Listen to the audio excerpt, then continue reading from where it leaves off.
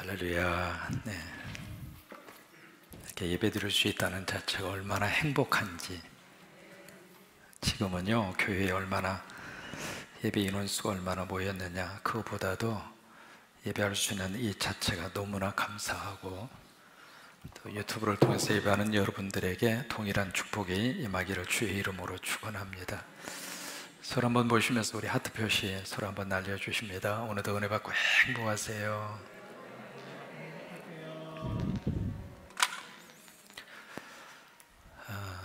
우리가 예수 그리스도를 영접하면, 예수님을 영접하면 어떤 역사가 나타나냐면 신성한 성품에 참여를 하게 됩니다.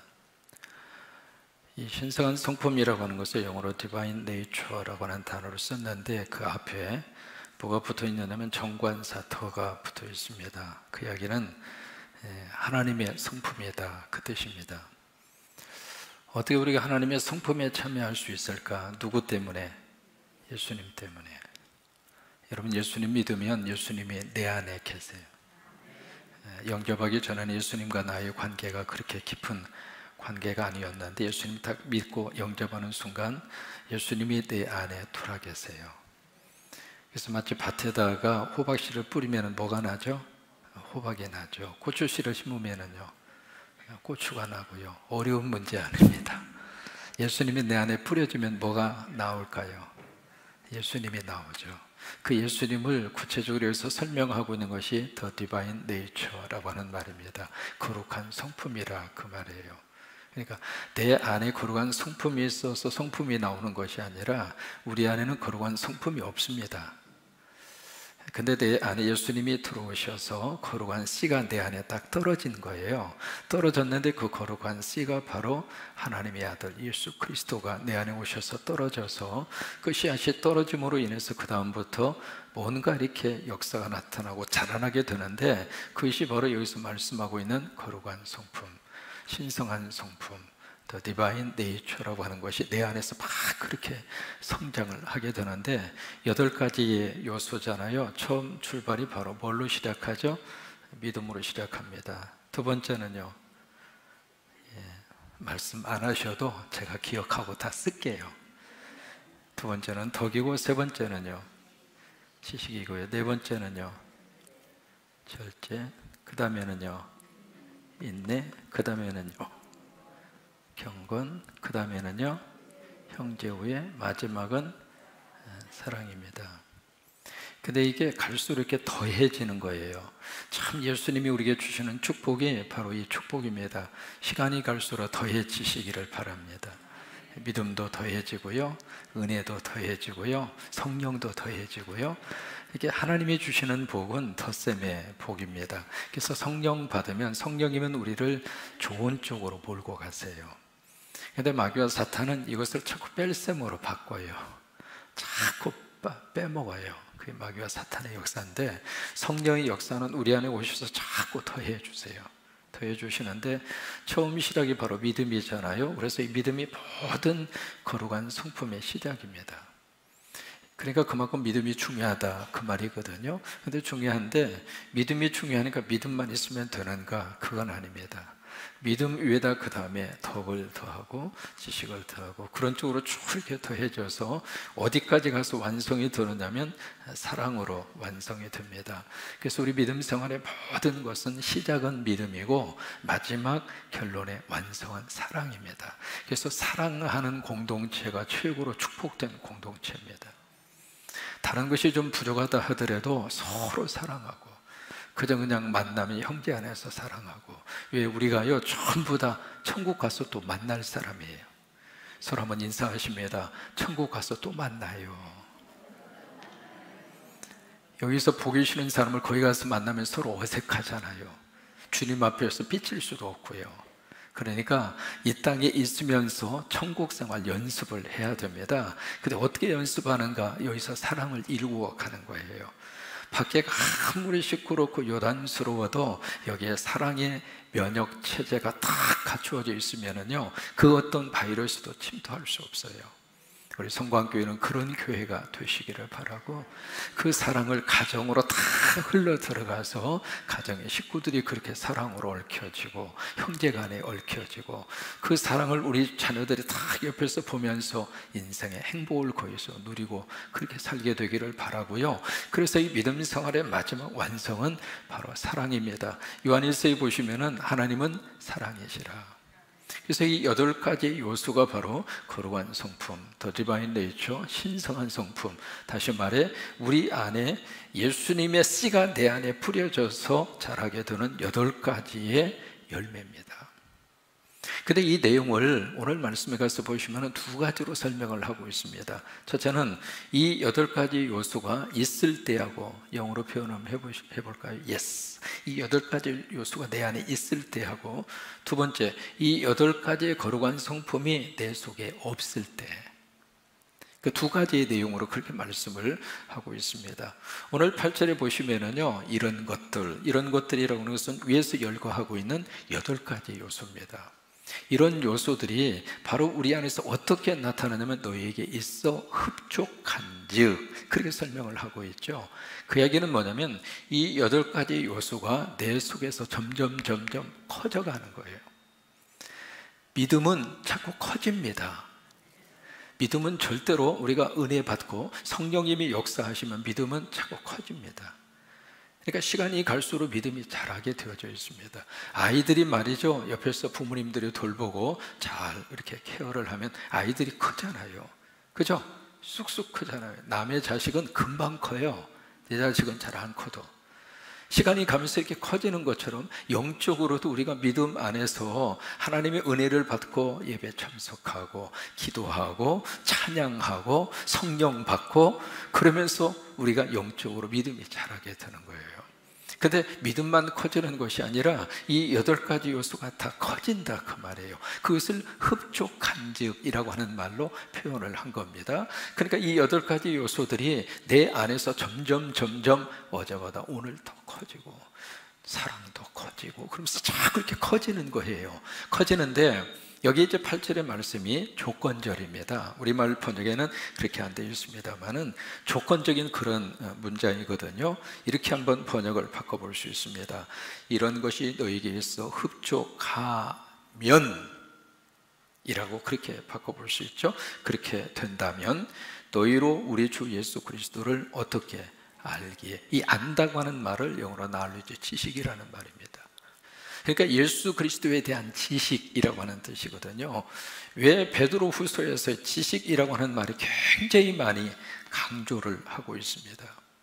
알이라고 하는 알미라고 하는 단어도 나오고요. 이 지식이라고 하는 말이 굉장히 많이 강조가 되는데, 그 강조되는 이유가 바로 뭐냐면 그 당시 그 내부적으로 거짓 교사들이 들어와서 성도들을 막 흔든 거예요.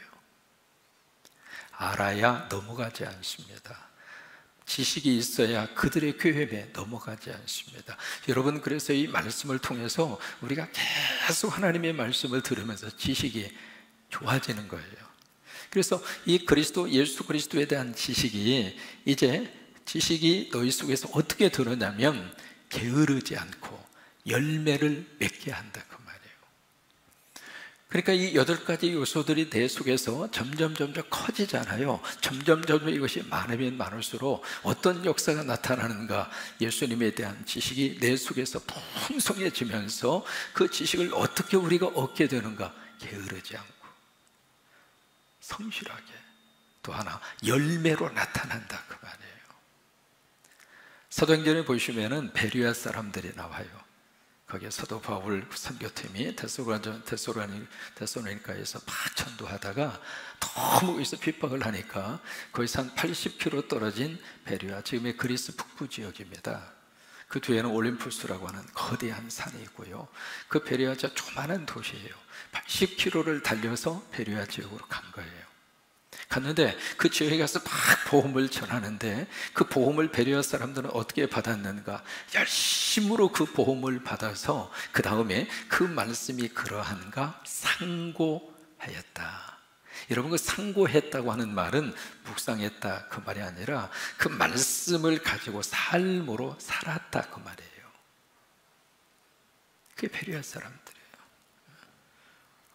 그러니까 그들은 게으르게 말씀을 받는 것이 아니라 말씀을 집중을 해서, 우리가 말씀을 그렇게 받으면 그 말씀이 나에게 복이 됩니다. 그러니까 말씀을 이 시간 유튜브 통해서 예배하는 여러분도 말씀을 그렇게 집중해서 받으세요.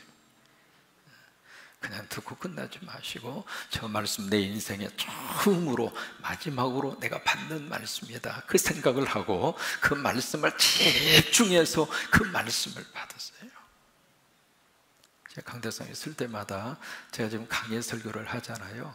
이 강의 설교한 것을 다시 여러분들 앞에서 강의 설교할 수 있는 기회가 사실은 주어진다고 보장 못합니다. 이거 다 끝내려면 다시 할 수도 없어요. 그러니까 제 입장으로서는 이 강의 설교가 처음이자 마지막입니다. 그래서 매 순간마다 제 나름대로 할 수 있는 최선을 다하고 싶어요. 그래서 말씀을 먹을 때에도 우리가 그런 마음으로 베레아 사람들처럼 간절히 사모함으로, 그렇게 해서 이제 그 말씀을 받고 그 말씀을 여기다가 집어넣는 것이 아니라 그 말씀을 가지고 사는 거예요. 그것을 상고했다, 그렇게 표현을 하고 있는 겁니다. 이 8가지 요소가 점점 확산이 되고 점점 커가면 커갈수록 우리는 예수 그리스도에 대한 지식을 그렇게 우리가 받는다, 그 말이에요. 그러면서 무슨 역사가 나타나는가? 거기서 열매를 맺어요. 마태 25장에 보시면은 거기에 달란트 비유 우리가 기억하고 있잖아요. 어느 주인이 큰 타국으로 가면서 3명의 종들에게 각기 다른 양의 달란트를 나눠주고 떠납니다. 그래서 하나 받은 사람, 2개 받은 사람, 5개 받은 사람, 어느 정도 시간이 돼서 그 주인이 와가지고 종들을 부르잖아요. 그리고 회개합니다. 회개했다는 이야기는 어카운트 했다, 그 말이에요. 계산했다, 그 말이에요. 그래서 5개 가진 맡았던 사람이 그 다음에 2개하고 5개가 똑같이 표현되어 있는 구절이 있습니다. 주인에게 받자마자 곧 나가 장사하여 이익을 남기더니, 5개하고 2개가 똑같이 나옵니다. 받자마자 뭐 어떻게 했는가? 그거 가지고 와서 장사했어, 비즈니스를 했다, 그 말이에요. 그 다음에 거기서 남겼다는 이야기를 영어로 게인이라고 하는 말을 씁니다. 이익을 얻었다, 그 말이에요. 그래서 이 2 사람이 와가지고 그 주인에게 그것을 딱 내놓습니다. 그러니까 주인이 똑같이 축복합니다. 잘하였도다 충성된 종아, 네가 작은 일에 충성하였으니 내가 너에게 큰 것을 맡기리라. 여러분, 작게 시작을 했는데 하나님은 크게 복 주시겠다는 거예요. 근데 둘에게 공통적으로 나타나는 것이 잘하였도다 충성된 종아. 그 충성이라고 하는 말을 쓰고 있는데, 이 충성이라고 하는 말과 그 다음에 믿음이라고 하는 말이 어원이 같습니다. 우리가 믿음을 가진다, 그 이야기는 충성한다, 그 말이에요. 그래서 잘하였도다 충성된 종아, 그러면서 그에게 큰 축복을 해줍니다. 근데 문제는 하나 받은 사람이잖아요. 그 하나 받은 사람이 그것을 받아가지고 가서 장사하고 이익을 남긴 것이 아니라 그걸 갖다가 어떻게 했어요? 땅에다가 묻어버렸어요.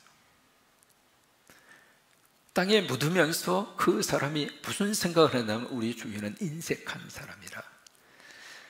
그러니까 주인에 대해서 지금 어떻게 평가하고 있느냐면, 우리 주인은 아주 짠돌이다. 만약에 이 본전까지도 잊어버리면 그냥 너무 요절을 낼 것 같은 그 생각이 든 거예요. 그래서 이 본전이라고 잊어버리면 안 되지, 이렇게 생각을 하고 땅에다 묻어놨다가 그걸 가지고 와서 그것을 그대로 주인에게 주는 거예요. 그래서 이 주인이 그 한 달란트 가져온 사람에게 아주 엄하게 책망을 합니다. 이 악하고 그 다음에 무슨 단어가 나오느냐면 게으른 종아. 악하고 게으른 종. 내가 만약에 그 돈을 은행에 맡겼으면 이자라도 받는데, 근데 땅에다가 묻어놨다 도로 가지고 왔으면 이자도 없잖아요. 본전치기가 아닙니다. 그것은 손해본 거지. 그동안의 땅에 묻어놓은 것만큼 가치가 떨어진 거예요.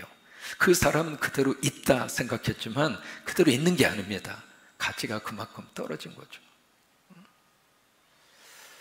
그래서 그 사람에게 이 악하고 게으른 종아, 왜 게으르다고 하는 말을 거기서 지금 예수님이 하시고 있을까? 이유가 있습니다.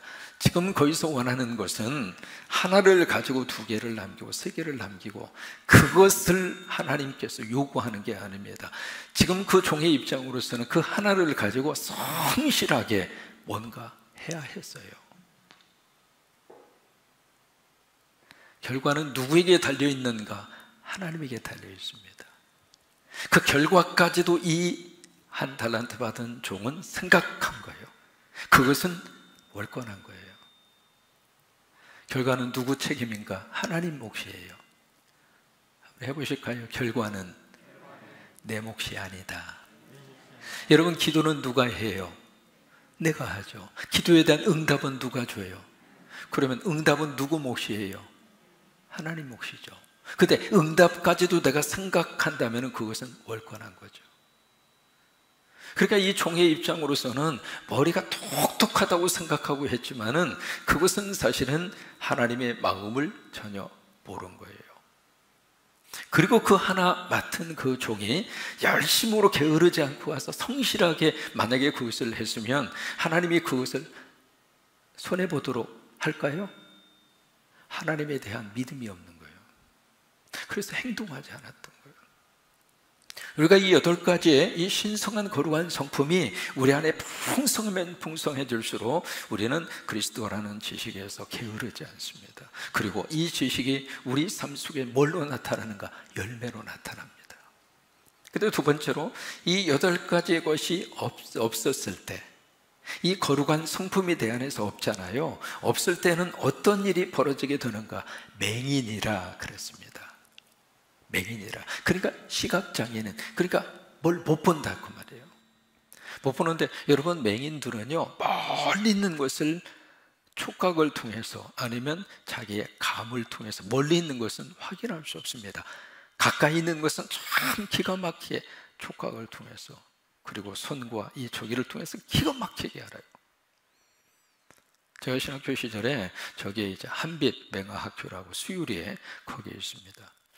그 이제 한빛 맹아교에 가서 이렇게 좀 사역을 좀 했었는데, 저렇게 가다가 보니까 저쪽에서 한 친구가 이렇게 와요. 오는데 이제 실험 삼아서 저 친구가 나를 알아보나 못 알아보나 싶어서 이렇게 모른 척하고 그냥 비켜봤어요.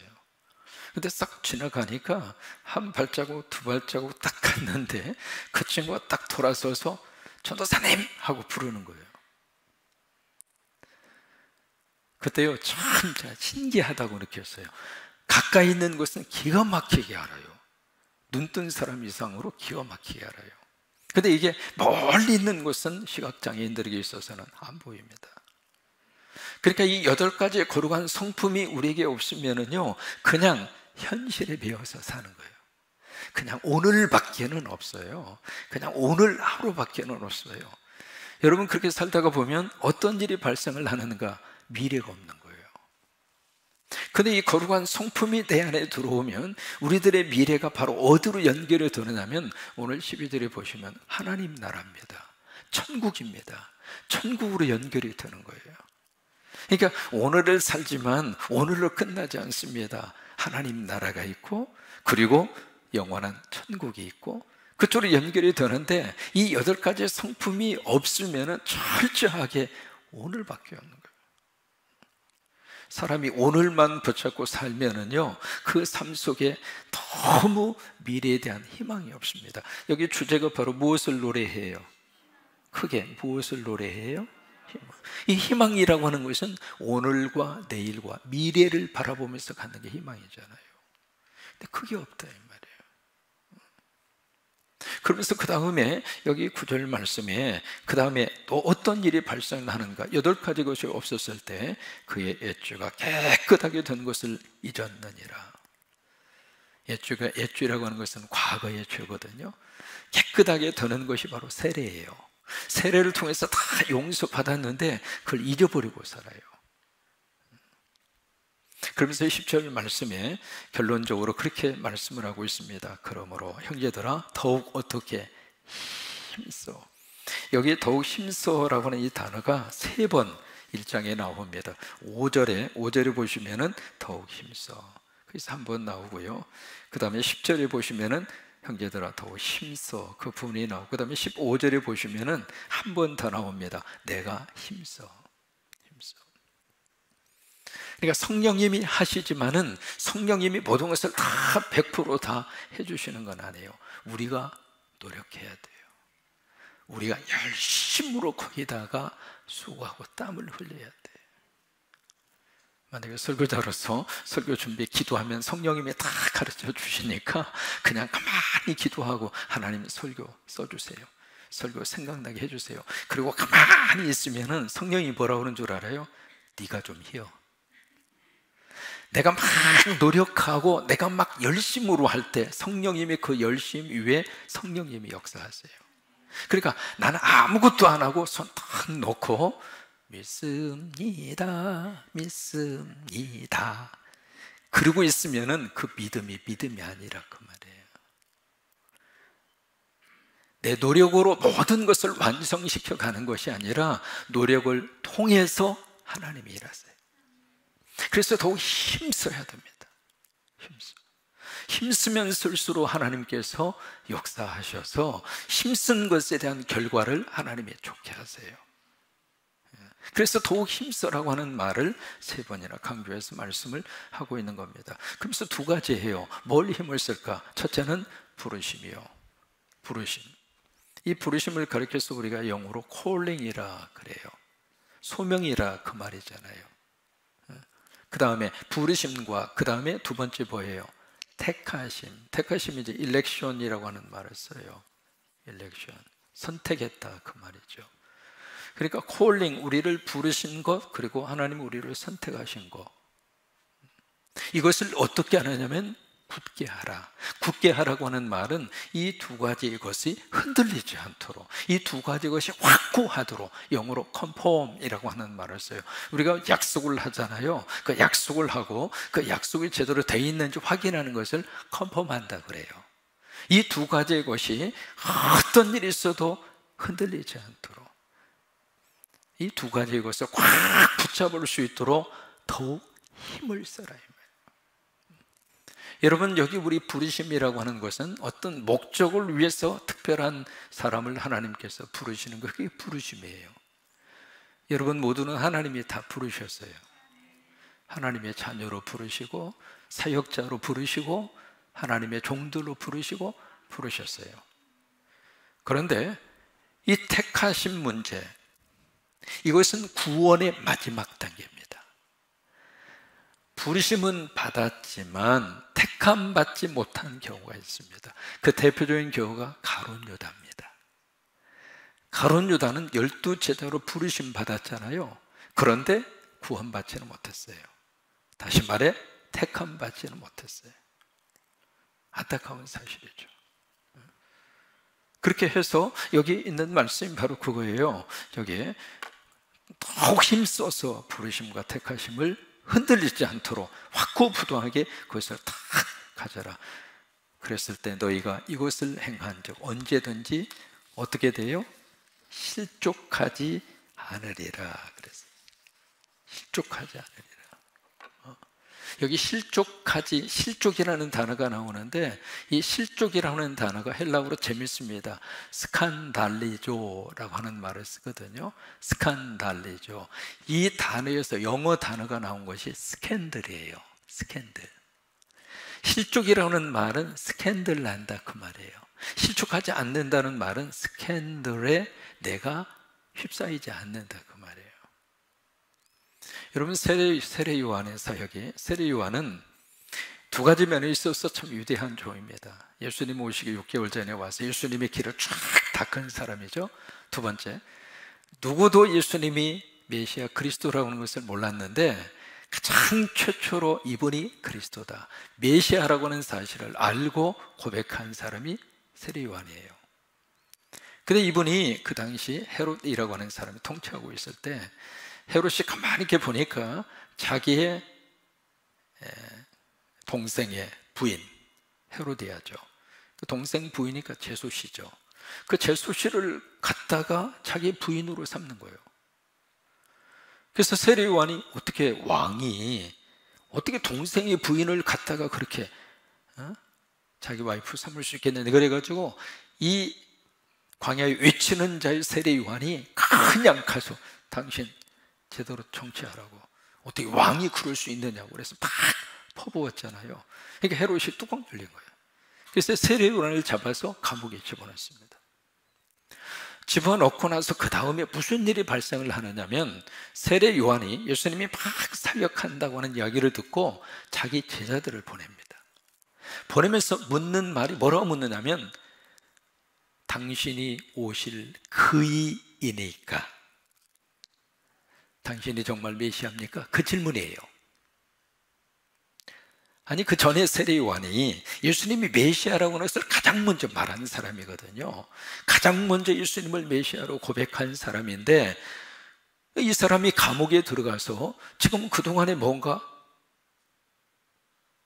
회유가 생긴 거예요. 그래서 감옥 안에 있으면서 세례 요한의 믿음에 뭔가 실족함이 생긴 거예요. 과연 그분이 예수님, 예수라고 하는 그분이 정말로 메시아인가? 정말로 내가 기다리는, 우리가 기다리는 그리스도인가? 거기에 대해서 질문이 생긴 거예요. 그래서 제자를 보내서 물어본 거예요. 정말로 당신이 우리가 기다리는 메시아입니까? 그러니까 예수님이 그 이야기를 합니다. 나로 인하여 넘어지지 않는 자가 복있다. 그 넘어진다고 하는 말이 스칸달리조라고 하는 뜻입니다. 스캔들이라고 하는 뜻이에요. 예수님 때문에 실족하지 않는 사람이 복이 있다, 그 말이에요. 왜 그 말씀을 하실까? 세례 요한이 지금 실족하고 있는 거예요. 그래서 넘어지지 않는 자가 복이 있다. 11절입니다. 같이 한번 읽어보실까요? 12절, 이같이 하면 우리 주 곧 구주 예수 그리스도의 영원한 나라에 들어감을 넉넉히 너희에게 주시리라. 이게 천국입니다. 그러니까 이 8가지의 거룩한 성품을 우리가 꽉 붙잡고 살면 그리스도의 지식, 그 지식에 있어서 풍성한 열매를 하나님이 주시고, 또 하나 이 거룩한 성품 안에 우리들이 다 거하면, 그러면 우리들이 나를 부르시고 나를 택하신 그 거룩한 믿음의 확신에서 흔들리지 않고 실족하지 않고 결국 우리가 천국까지 가는, 영원한 나라에 넉넉히 들어감을 얻는 그런 하나님의 축복, 그거예요. 우리가 예수 믿고 교회에 나오는 가장 중요한 목적이 있습니다. 그 목적이 천국입니다. 예배드리고 신앙생활하는 가장 중요한 목적은 천국입니다. 이 땅에 잠시 잠깐 몇십 년, 그거 아닙니다. 그건 순식간에 지나가요. 여러분 나이 들어가면서 그런 생각 들잖아요. 아니 제가 벌써 군산에 온 지 횟수로 벌써 몇 년째예요. 이제는 계산하기 싫어요. 벌써 그렇게 됐나? 우리 생각에는 한 2년밖에 안 된 것 같은데, 여러분 생각 한 20년 된 것 같아요? 그러니까 이게 세월이 자꾸 지난다고 하는 것을 기억하잖아요. 그 잠깐의 이 세상을 위해서 주님이 돌아가시고 우리가 믿음을 갖고, 그거 아닙니다. 그것은 덤이에요. 그의 나라와 그의 의를 먼저 구하라. 그리하면 이 모든 것이 너희에게 더하여 지리라. 이 땅의 것은 하나님의 보너스로 주시는 축복일 뿐이에요. 우리의 궁극적인 예수 믿고 신앙생활하는 가장 중요한 목적은 천국이에요. 천국. 그래서 돌아갈 내 고향 어디예요? 하늘나라. 오늘 함께 통성으로 기도하고 하나님 앞에 간구할 때 그 은혜가 충만히 넘치기를 바라고, 이 시간 오중에 오셔서 함께 예배하고 유튜브를 통해서 예배하는 여러분들의 현장에서도 같이 기도하시고 그 기도를 하나님이 들으셔서 귀한 역사가 임할 수 있게 되기를 주의 이름으로 축원합니다.